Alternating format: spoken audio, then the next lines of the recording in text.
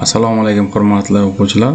Bugungi darsimiz davomida mana Microsoft Word dasturida matnlarni ustunlarga bo'lish degan mavzuda bugun amaliy mashg'ulotlarimizni bajarib ko'ramiz.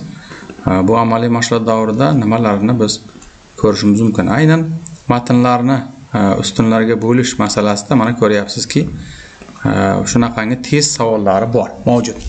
Ko'rib turganingizdek, bu test savollarining varaqlari soni aynan 4 varaqdan iborat ekan.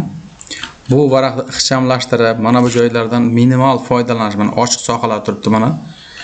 Minimal foydalanish ixcham bo'lishligi uchun buni deylik o'sha menyular ichidan maket menyusini tanlab olasiz va kolonka bo'limidan 2 ga bo'lasiz mana. 2 ga. Bu holatda mana o'sha varaqning chap va o'ng tarafidan maksimal foydalanyapsiz. Mana ko'ryapsizmi? Xolasangiz buni 3 ga bo'ling mana. 3 ga. 3 ga bo'lganingizda aynan 4 varaqli ma'lumotingiz 2 varaqdan iborat bo'ldi. Shu yo'l bilan siz yana ancha sohasi deylik o'sha bor. Taxminan yana 10 ta savollar bemalol joylashtirish, o'ngga joylashtirib bemalol o'qishingiz, uni chiqarish ham imkoniyati bo'ladi va bir varaqqa oldi-orqa qilib chiqarsangiz bo'ladi.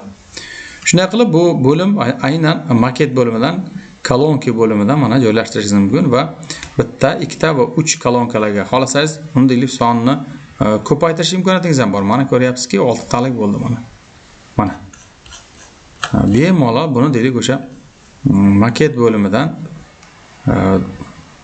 joylashtirish imkoniyatingiz bor. Buni varaqlarning o'sha ustunlarning o'lchamlari, uning qalinligi mana bu joyda belgilanganki, buni o'zgartirish imkoniyatingiz bor mana. Mana xolasangiz 3 talik, 2 talik joylashtirish imkoniyati. Pafsimo dokument butun hujjatga tahrirlashingiz mumkin mana. Mana 4 talik qildik va okey tugmachani bosdik. Shu bilan mana shu mavzuyimiz shu bilan yakunlanadi. Rahmat.